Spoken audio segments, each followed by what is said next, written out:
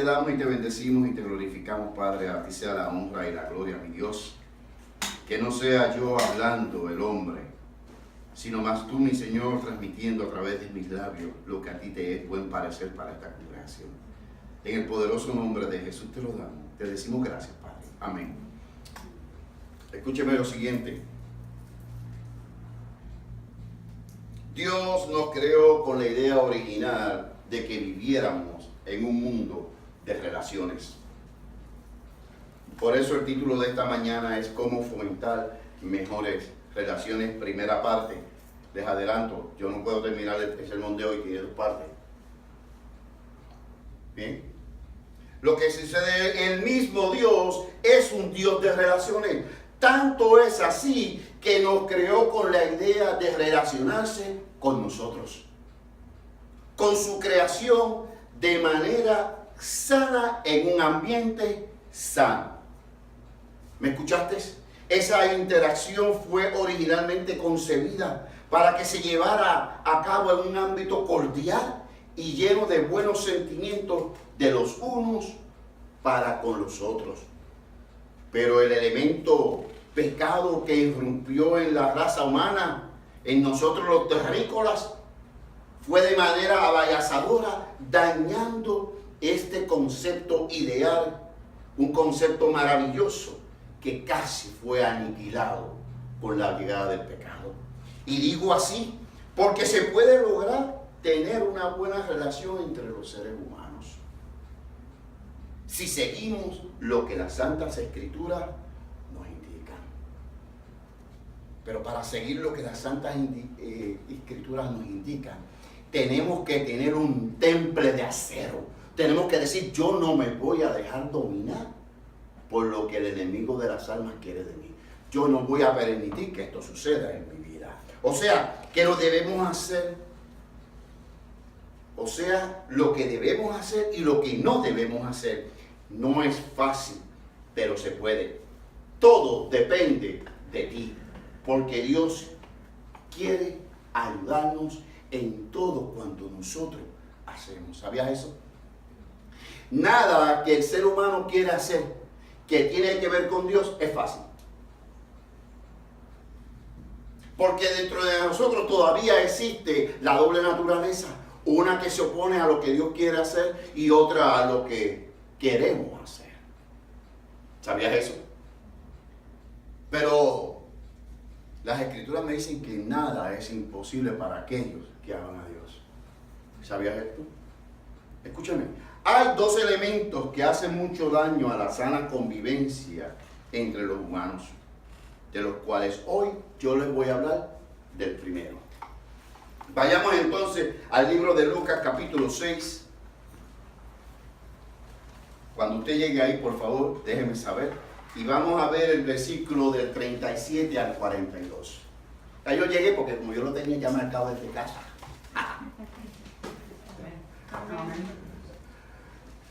Así es que, todos los que estén por ahí, por favor, digan amén. Ya por aquí alguien dijo amén, por allá otro. Estamos ahí, pues nos vamos en el nombre del Padre, del Hijo y del Espíritu Santo y nos ponemos de pie en honor y honra al Dios que es sobre todo Dios.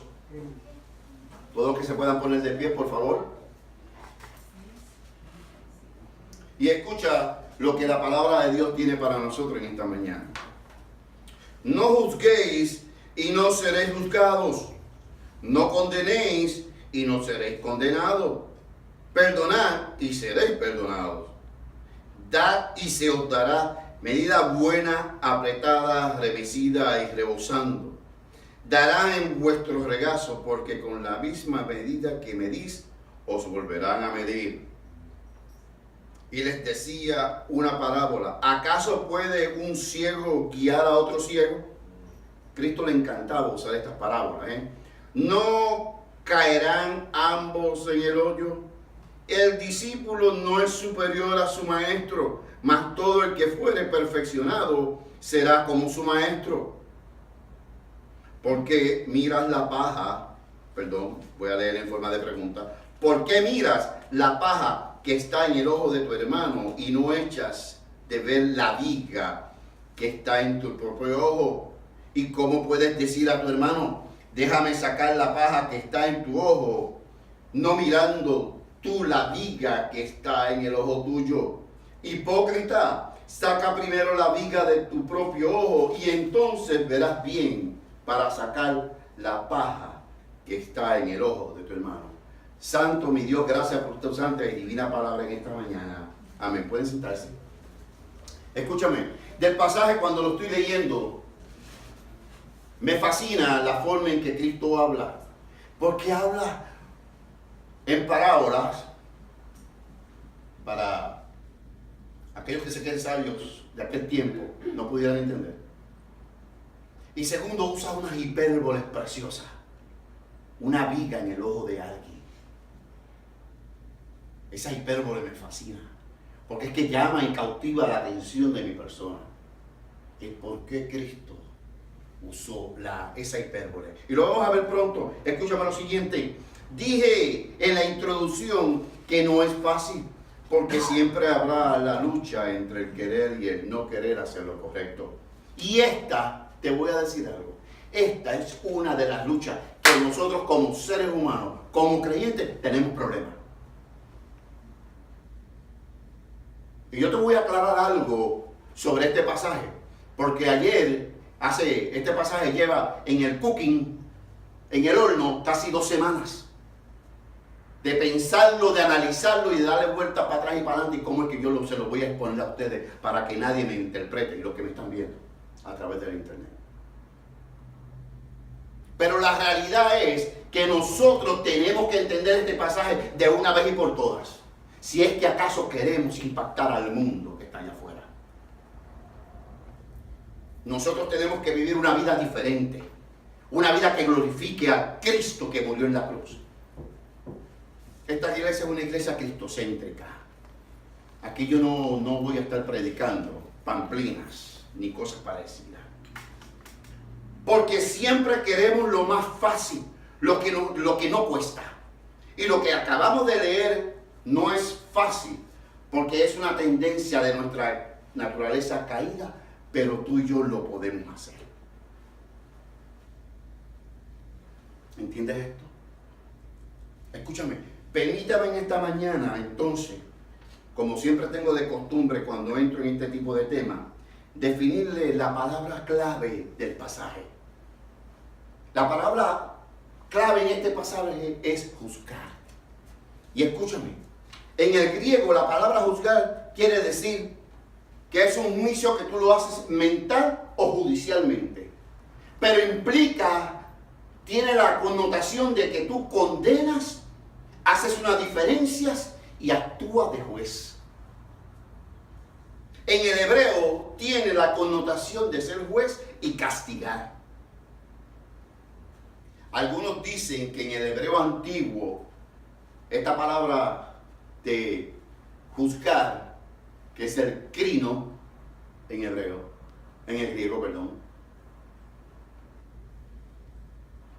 quiere decir dirigir. A veces el peligro de uno estar leyendo ciertas cosas aquí, allá y buscar es que estas personas no te ponen las referencias de dónde sacaron la información. Ustedes, si se encuentran alguna versión por ahí que diga eso de dirigir, pues yo le hago la salvedad que busqué todo habido por haber y no encontré esa definición del griego antiguo, el hebreo antiguo. Ni en el griego antiguo no pude conseguir esa definición. Pero escuchen, ahorita yo les voy a decir que más o menos no está muy lejos de la verdad estas 2 personas que yo encontré que escribieron y le dieron esa connotación. De lo que hemos visto hasta aquí, de lo que nosotros hemos visto hasta aquí, en esta connotación, en esta palabra juez, hay algo que está bien claro y es lo siguiente. En esta atmósfera donde se desarrolla este tema, hay un juez que decide lo que está mal. Hay un fiscal que es quien acusa. Hay leyes sin las cuales no tenemos un marco de referencia para hacer un juicio. Y hay un acusado. Cualquier persona que sea blanco de nuestro juicio indiscriminado e injusto. Y de eso es que trata ese pasaje en esta mañana. habla de un juicio indiscriminado e injusto hacia aquellos que nosotros conocemos o vemos. Y hay que tener cuidado en la manera en que nosotros vemos a nuestro semejante, a nuestro prójimo, sea un creyente o no sea creyente. Escúchame, déjame hacer una nota aclaratoria porque usted debe estarse preguntando, pastor, yo no puedo evaluar lo que está bien y lo que está mal. Y es aquí donde entró el pugilato cuando estaba debatiéndome cómo exponer el tema a ustedes. Porque si bien es cierto, tú y yo podemos hacer una disertación de lo que vemos y entender si está mal o está bien. Y yo te tengo que ser bien honesto en esta mañana. La contestación a eso es un sí. Pero te voy a poner más adelante de que ese sí está condicionado. No es un sí que me da el derecho a ir andando por la vida con una espada en mano cortando la cabeza a todo aquel que yo creo que está haciendo algo que está mal.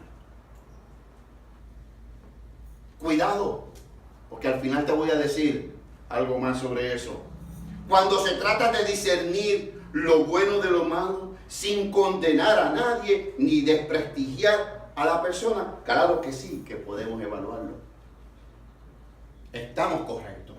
Sin hacer juicios injustos solo porque nos parece y sin tener los elementos necesarios para llegar a tal conclusión.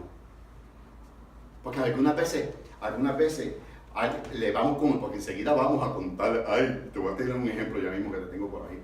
Pero mira, el pastor, esto, aquello y lo otro. Y tú tienes, no, a mí me parece que sí. Y a mí me parece que sí, no es una razón justa para tú condenar a nadie. La realidad es que en el contexto bíblico, te voy a decir algo más. Esto es algo que también me estuve buscando en mi mente cómo yo expongo esto. En el contexto bíblico, cuando usted se sienta y empieza a buscar toda la exégesis, toda la hermenéutica, todos estos libros que se han dedicado personas a estudiar y a aclarar los conceptos bíblicos. Porque el problema con el hebreo es que uno de los idiomas más antiguos es que una sola palabra tenía un mundo de entendimiento y de explicación. Entonces tú te tienes que, cuando coges la palabra, ver el contexto y sentarte y analizarlo y decir, aquello, lo otro, hasta que tú logras llegar a lo que Cristo quería decir. Porque la traducción al español a veces se queda corta, o a otros idiomas, del significado profundo de que tenían aquellas palabras en aquel entonces.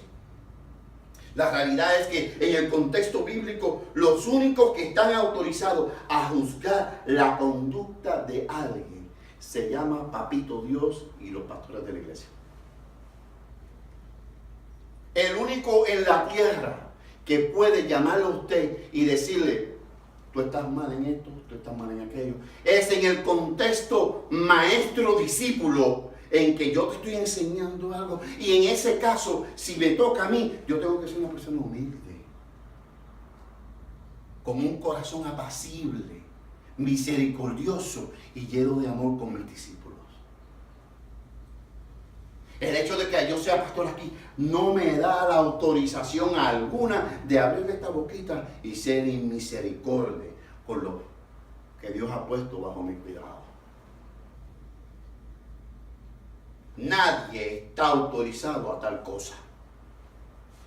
¿Por qué esto? Porque en nuestra naturaleza caída, esto es lo que nosotros hacemos así. Porque si usted le da rienda suelta a la sin hueso, créame que usted hace como Nerón, prende a Roma en fuego en cuestión de minutos. Y la semana próxima, cuando veamos la capitulación del mensaje de esta mañana, yo les voy a decir cuál es el remedio por excelencia bíblico para resolver este problema. Escuche. ¿Por qué esto? Porque en nuestra naturaleza caída, tú y yo no somos capaces de aplicar juicio de una forma sana. Por ejemplo, en esta mañana yo me voy a poner de ejemplo yo. Porque conociendo yo la naturaleza del ser humano, si yo le mencionara a uno de ustedes, pusiera de ejemplo, inmediatamente alguien me dirá, si el pastor puso a Pepito o a Pepita de ejemplo, cuando el río suene porque agua lleva. Ese es el primer comentario que hacemos nosotros. Y solamente estoy poniendo a un ser humano de ejemplo, por solamente ponerle en su mente. Pero en este caso, pues yo me voy a poner de ejemplo yo. Escúcheme. Usted llegó a una cafetería y encontró al pastor allí sentado, disfrutándose un sándwich de media libra de pan, sobao, de jamón, queso, huevo, tomate, le pusieron lechuga, mayonesa, y como en Ponce al sándwich le ponemos ketchup, aunque allá en Mayagüez, donde mi esposa, no le ponen ketchup, pero los ponceños le ponemos ketchup al sándwich. Entonces como a la pastora le encanta el sándwich, como el pan tostadito y calientito, que cuando usted le pone en la boca y usted muerde eso, trilla, hace ruido de lo tostadito que está, y usted se lo saborea después con una taza de café expreso. Me parece que Charo como que no desayunó porque me está mirando, pastor. Tú como que me estás dando hambre, pastor. ¿Ah? Y en esa cafetería donde usted se llegó, usted va al pastor acompañado de una mujer piel canela, con un pelo negro bello, y encima es una chica hermosa. Y cuando el pastor termina de comerse el sándwich con la piel canela, se van cogidos de brazos. Y en el parque, cuando se van a despedir, entonces usted se levantó y se fue a perseguir al pastor, porque lo cogí, tanto que le habla en el púlpito, aquí se le acabó el pastorado. Yo lo voy a ir, y lo voy a fotografiar. Y lo voy a fotografiar. Entonces usted coge, se fue allá, y cuando el pastor se despidió de aquella piel canela bella, le dio un abrazo bien fuerte y apretado. Allí usted juzgó, condenó y acusó y ejecutó la sentencia en contra del pastor. Y fue y se lo dijo a Tutirimundi, palabra puertorriqueña que quiere decir a todo el mundo.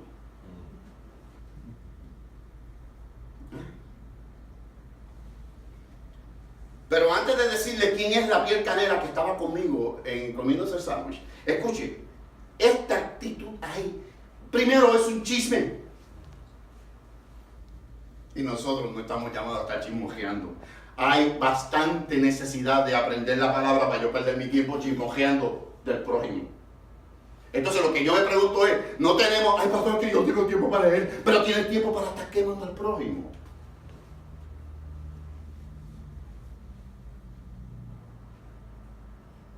Segundo, la piel canela se trata de mi hermana Mildred. Y algunos se sorprenderán así porque venga el pastor y venga el hijo del pastor tan blanquito. Pero yo tengo una hermana piel canela como la tez de Charo y con un pelo negro azabache. Preciosa. Y cuando usted se entera que esa es la hermana del pastor, yo quisiera saber cómo usted se siente por dentro. Otra vez fría. Dios no nos llamó a estar juzgando a nadie. Y tercero, eso se llama falso testimonio, lo cual es uno de los 10 mandamientos. ¿Tú lo sabías? Pues si no lo sabes, pues te lo recuerdo hoy. Es uno de los 10 mandamientos. Y aun cuando esta historia fuera cierta, aun cuando fuera verdad, aun cuando tú tengas todo el derecho y estés en lo cierto, a ti no se te dio tal autoridad. Ni a mí tampoco. Ni al pastor tampoco.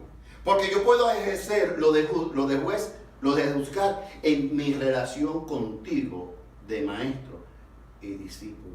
Una vez cuando yo salgo por esa puerta, se me está prohibido a andar pasando juicio con la gente que yo veo allá afuera. Y menos si no conocen a Cristo, que debo ser misericordioso con ellos.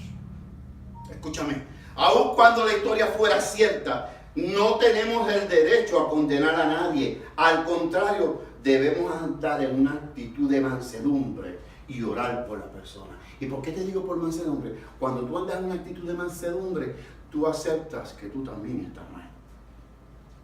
Pero escúchame esta mañana. Debemos ser sinceros con nosotros mismos. Y sabes una cosa, yo no sé la palabra hipócrita, está ahí. Y Cristo mismo la menciona. Y yo no te voy a mencionar la palabra de hipocresía con otros. Somos a veces hipócritas con nosotros mismos. Y si Cristo puso esa palabra ahí, yo no la voy a buscar. Yo no voy a tratar de ser mejor que Dios. La palabra está clara. Cuidado con nosotros mismos. Debemos ser sinceros hasta el punto en que podamos entender que todos cargamos pecados y que ninguno está exento del juicio de Dios. Que cometemos errores a diario, porque aun cuando lo que vemos es cierto, no estamos en condición de corregir a nadie. Y eso es lo que habla el pasaje. De eso es cuando Cristo te dice, ¿por qué no miras la viga que tienes en tu ojo? A veces yo me estoy en mi casa, me miro al espejo. No me estoy mirando al espejo para encontrar si soy lindo. Me miro al espejo y me encuentro lo insuficiente que soy para estar aquí predicando a ustedes. Porque aún en este que está aquí, que mucho Dios tiene que cambiar en mi vida y transformar. Claro, cuando me miro hacia 30 años atrás que llevo en el Evangelio, este chatito que está aquí no es el mismo. Pero cuando miro hacia el frente, hacia la eternidad, que mucho Dios tiene que transformar. De eso es que Dios está hablando. ¿O acaso puede, escúchame, acaso puede un borracho dirigir a otro borracho en la carretera sin causar accidente? Claro que no. Es más, yo que el otro borracho no me monto, porque si yo estoy borracho, sé que no puedo guiar, no me voy a montar con otro borracho a guiar, que me guíe. Amén.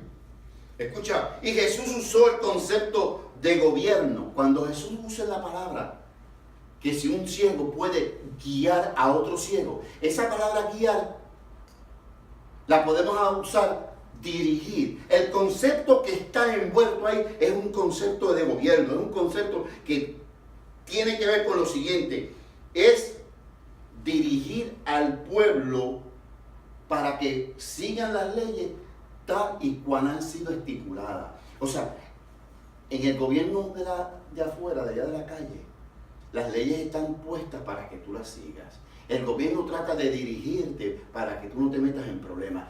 Dios hace exactamente lo mismo contigo y conmigo.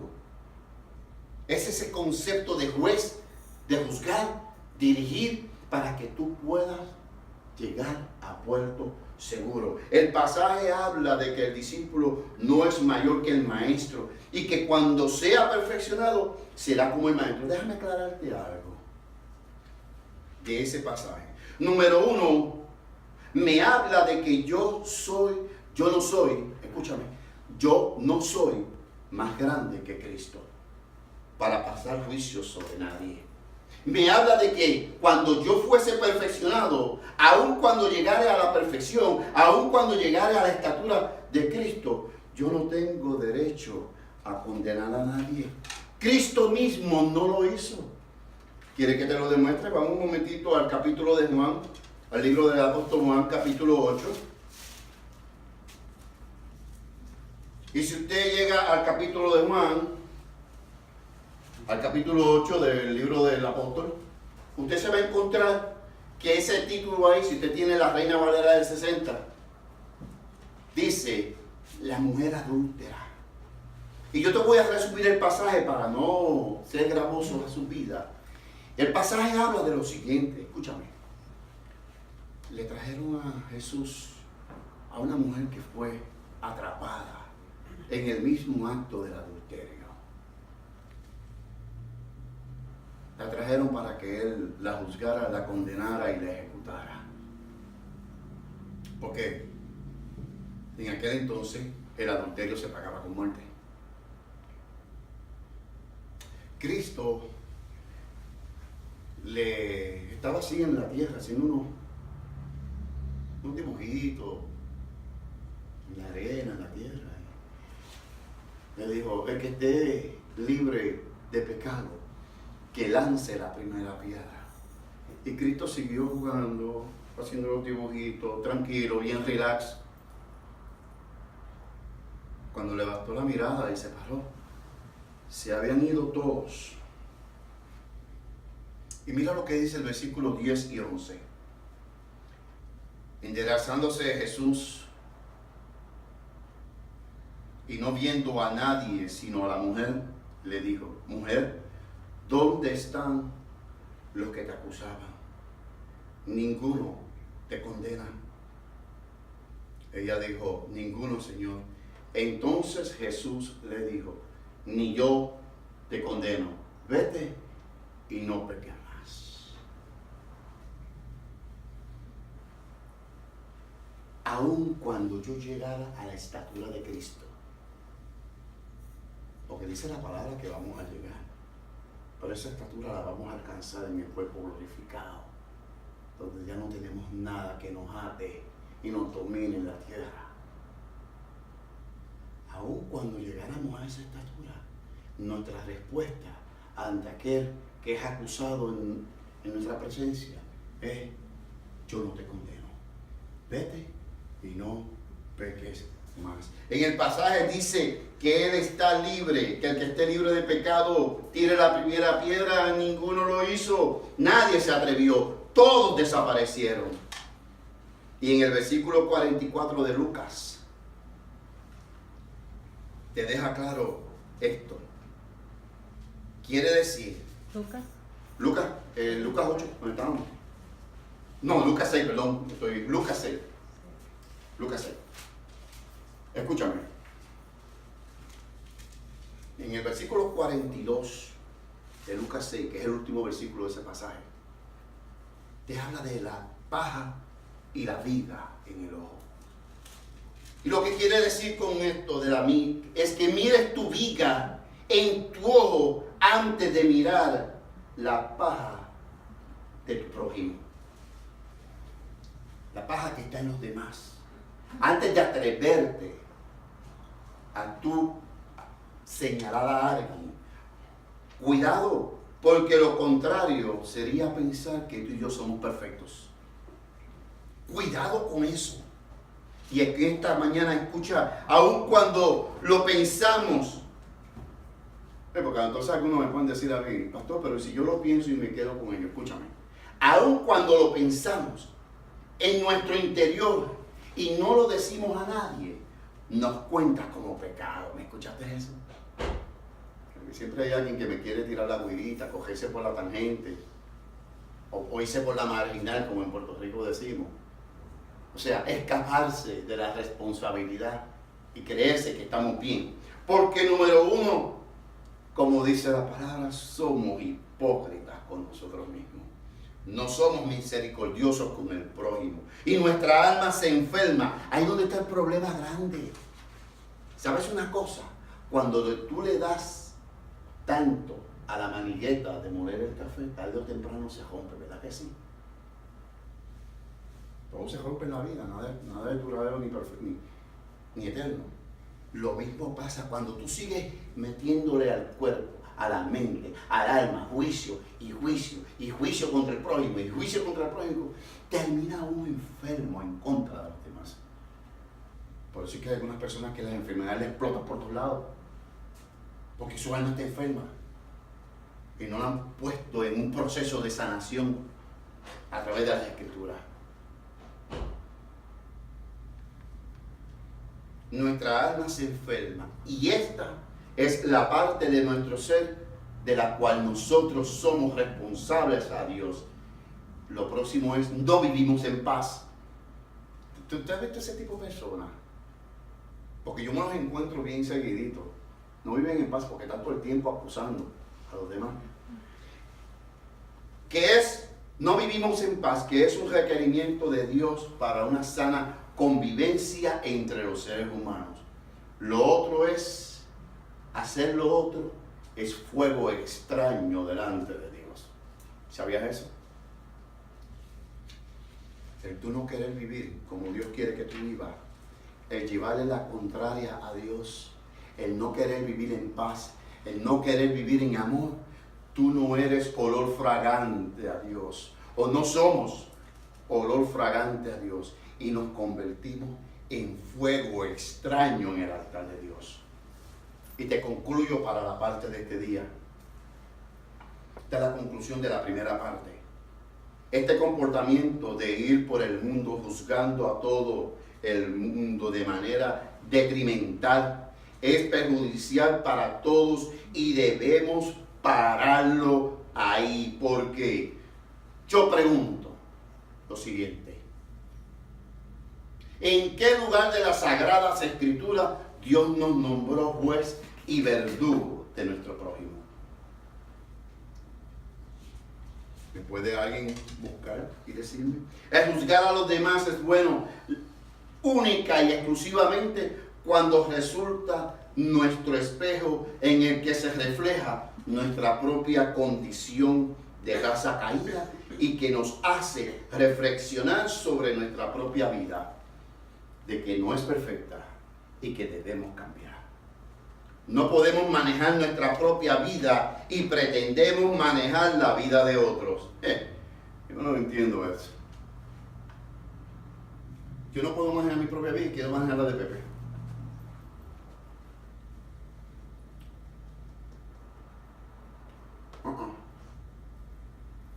Esa conducta es inaceptable delante de Dios. Escúchame de nuevo. No podemos manejar nuestra propia vida y pretendemos manejar la de otros. Hay aquí alguien o en el internet que me escuche y me entienda lo que estoy en esta mañana diciendo. ¿Y sabe qué? No nos podemos engañar a nosotros mismos. Porque al final Dios tiene un solo comentario: yo no te dije que juzgaras al prójimo. Yo te mandé a que amaras a la humanidad. Amén. Oremos. Padre, gracias te damos y te bendecimos y te glorificamos, mi Dios. A ti sea la honra y la gloria de todo cuanto nosotros hacemos. Ayúdanos, mi Dios, a vencer la tentación de juzgar al prójimo. Ayúdame, mi Dios, a sanar primero, para entonces poder ayudar de manera humilde y en mansedumbre a aquel, mi Dios, que todavía no ha alcanzado el próximo escalón. En el poderoso nombre de tu Hijo amado Jesús. Amén. Si tú me has escuchado en esta mañana y has entendido el pasaje que hemos hablado, nuestra iglesia, la Iglesia Bautista Génesis, está localizada en la ciudad de Castleberry, en el 770 de Seminola Boulevard. Te esperamos y nuestros números de teléfono son 407-247-7327. Dios te bendiga, amado.